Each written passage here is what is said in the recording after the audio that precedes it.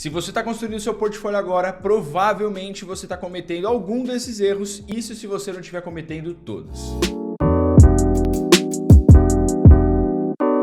Salve, salve galera, Álvaro aqui começando mais um vídeo para você que é designer. Se você é novo por aqui, o meu nome é Álvaro e neste canal a gente fala sobre o UX Design e carreira. Então se você gosta desse tema, já corre, se inscreve aqui no canal e por favor já deixa o seu like que ajuda muito. Você pode ajudar não só a mim, você vai ajudar outros designers também, já que esse vídeo vai se espalhar ainda mais. Recentemente eu lancei um projeto muito legal onde eu analisava o portfólio dos inscritos aqui do canal. A propósito, se você quer ficar por dentro de todos esses projetos, acessa o link que está aqui embaixo na descrição ou entra lá, aprenderux.com.br. É um site que eu estou construindo que vai ser um compilado de informações para você que quer se especializar na área de UX Design. Eu vou falar para vocês que nesse projeto acho que eu recebi mais de 100 portfólios para analisar e no final eu acabei analisando 20 deles. É uma coisa que ainda está crescendo e com certeza eu vou abrir mais turmas, vamos dizer assim, para a gente analisar esses portfólios.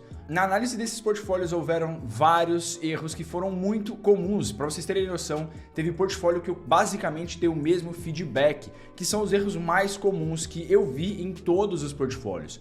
Hoje eu vou compartilhar com vocês esses erros para você também aprender e não cometer esses erros lá no seu portfólio. Alguns desses erros são mais complexos, a gente pode verificar que falta aí um conhecimento de fato na área de UX Design, mas outros erros são mais erros na construção mesmo desse portfólio, tá? Na construção desse estudo de caso. O erro mais comum que eu vi em basicamente 90% desses portfólios de profissionais mais júniores e mid-level é que os temas não estavam conectados. O que eu tô querendo dizer com isso? Hoje, quando você vai analisar ou quando você vai olhar o portfólio de algum UX designer, seja no Medium ou no site pessoal, é muito comum você ver que parece que eles seguem uma fórmula. Todos têm basicamente o mesmo processo de design, você vai ver ali uma introdução, a persona, pesquisa e etc e etc. Só que o que acontece? Na grande maioria dos casos, esses temas ou esses tópicos dentro do seu estudo de caso não estão conectados. Vou dar um exemplo muito prático para vocês. Imagina que você fez uma persona, tá? Ou duas personas nesse estudo de caso. No próximo passo, quando você for explicar o próximo tema,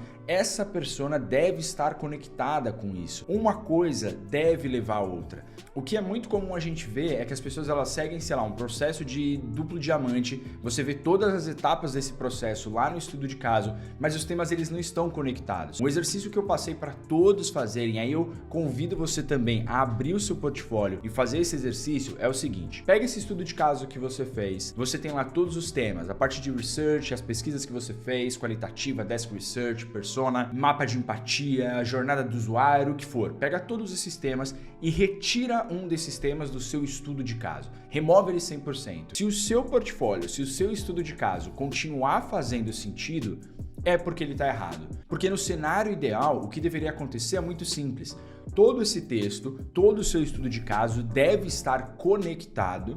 Caso você retire um dos temas, o seu portfólio precisa parar de fazer sentido. Se você tirar um dos temas, se você tirar um dos tópicos que você abordou no seu estudo de caso e seu portfólio continuar fazendo sentido, é porque o seu portfólio está errado. É muito importante que os temas estejam todos conectados, onde uma coisa leve a outra, que o ponto A te levou até o ponto B. O segundo erro muito comum, e mais uma vez isso está ligado a essa fórmula que existe, que está todo mundo seguindo, eu sinto falta do porquê das coisas. Quando eu digo o porquê das coisas, é o seguinte: você vai pegar o portfólio para analisar, você vai ver que eles fizeram lá uma pesquisa qualitativa e uma pesquisa quantitativa. Quase todos os estudos de caso têm isso, mas eu quero saber o porquê você fez uma qualitativa. Dentro da qualitativa, você fez uma entrevista. Por que você fez uma entrevista dentro das metodologias de pesquisa qualitativa e não optou por nenhuma outra? Eu tenho que entender exatamente o porquê de você utilizar determinada metodologia de pesquisa, determinada metodologia de design. Mais uma vez eu digo, o portfólio de vocês é a cara de vocês. É muito importante vocês mostrarem o porquê que vocês fazem as coisas, não simplesmente seguir uma fórmula que já existe. Se você optou por determinada metodologia de design, explique o porquê. Você fez o duplo diamante? Por que você fez o duplo diamante? Você fez um design sprint? porquê que você fez o Design Sprint. Não é simplesmente, porque é o que eu aprendi no meu curso, ou é porque eu queria aprender e testar alguma coisa nova, não. As coisas elas não funcionam assim e você de fato precisa explicar o porquê de cada metodologia.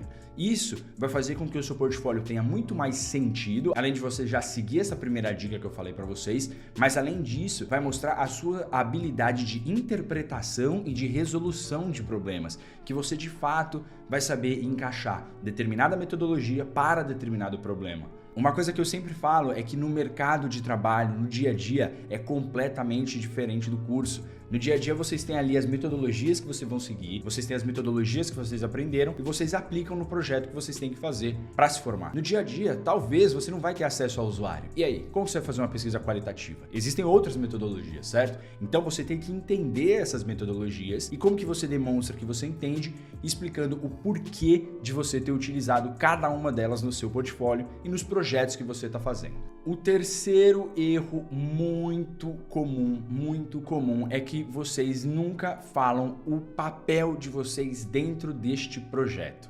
E agora você deve estar me falando, pô, mas eu sou designer, esse foi o meu papel dentro do projeto. Não, é aí que você se engana. Nós recrutadores ou pessoas que estão analisando o portfólio de vocês, eles querem entender exatamente quais são as suas habilidades. O que eu quero dizer com isso? É muito importante você falar, eu fiz este trabalho em grupo, por exemplo. Vamos colocar o exemplo de um designer júnior, você que está saindo do seu bootcamp. Você fez um trabalho em grupo? Legal. Eu quero entender o que você fez dentro desse projeto. É impossível você fazer um trabalho em grupo e você fazer tudo. Ou, por exemplo, se você está trabalhando aí na sua empresa e você trabalha com uma equipe e você é o único designer da equipe, ótimo. Explique isso e explique que você lidava com os desenvolvedores, que você lidava com os project managers, que você lidava com os product owners.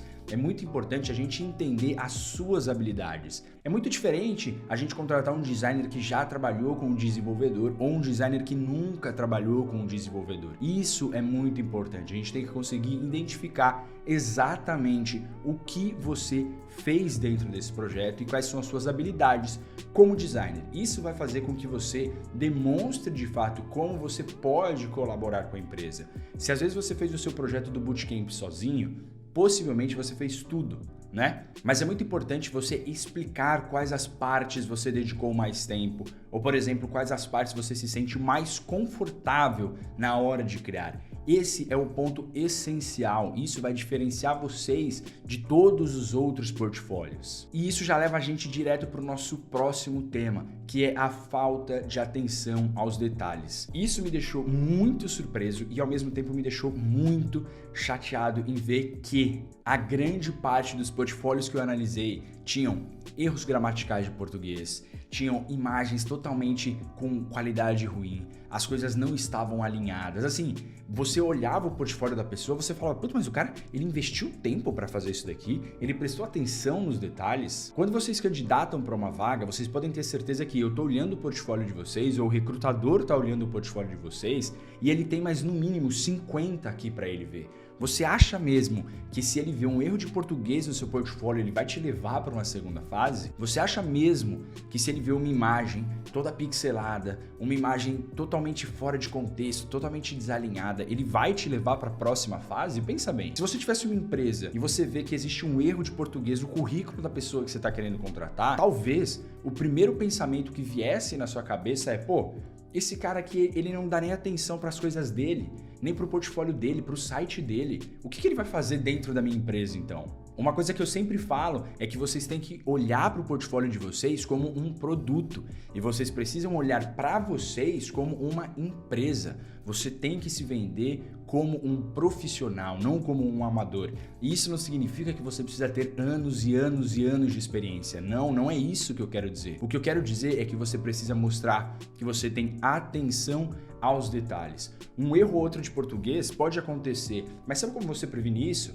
Manda para sua mãe, manda para sua irmã, manda para sua namorada, para seu namorado, manda para um amigo, fala, cara, vou começar a me aplicar para vagas. Tá aqui o meu portfólio. Você consegue dar uma olhada no português? Você consegue ler o meu estudo de caso e ver se você entende? Leve em consideração que às vezes o profissional de RH, ele também não é da área de design. E ele vai olhar o seu portfólio antes de passar para um profissional de design. Então, para este profissional de RH, ele também precisa entender de fato o que ele está vendo ali. Então, um exercício muito simples, manda para o seu amigo revisar, manda para sua irmã revisar, manda alguém ler aquilo e falar, cara, faz sentido isso daqui, por mais que você não entenda sobre o tema. Você consegue entender qual era o problema que eu estava resolvendo e como eu resolvi esse problema? Você viu algum erro de português? Teve alguma imagem que ficou confusa? Isso é muito importante e isso vai fazer com que você de fato se destaque. Escuta bem o que eu estou falando. Dos 20 portfólios que eu analisei, dos mais de 100 que eu recebi, quase todos tinham erros de português, erros de alinhamento, as imagens estavam totalmente desconexas, imagens em baixa qualidade. Isso mostra que você não dá atenção aos detalhes nem mesmo nos seus projetos. O que você acha que eu vou pensar? Será que eu vou te contratar por isso? Infelizmente não. É assim que o mercado funciona. Por isso que os profissionais júniores às vezes falam, não consigo uma vaga, mas muitas vezes você pede para olhar um portfólio deles e você já consegue identificar erros muito de principiantes. E como que você resolve isso? Mais uma vez eu digo, peça ajuda, entra na nossa comunidade lá no LinkedIn, compartilha lá, eu vou deixar o link aqui embaixo, no dia que esse vídeo estiver saindo, eu vou abrir mais uma vez essa análise de portfólio e vocês podem me mandar, eu estou fazendo isso gratuitamente, dando uma olhada no portfólio de vocês e dando dicas de como vocês podem melhorar. Então é isso, galera, o vídeo de hoje vai ficando por aqui, espero que tenha ficado um pouquinho mais claro dos erros que a grande maioria de vocês pode estar cometendo aí no seu portfólio. Se ficou qualquer dúvida, vocês já sabem, é só deixar aqui nos comentários. Não esquece de dar like nesse vídeo. Desejo para vocês uma boa semana, um forte abraço e até a próxima. Valeu!